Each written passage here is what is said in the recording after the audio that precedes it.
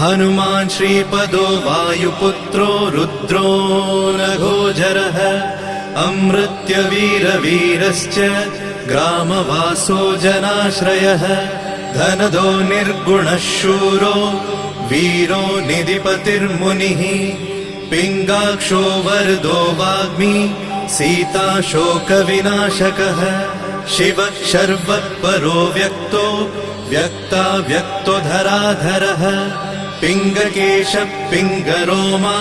श्रुतिगम्यः सनातनः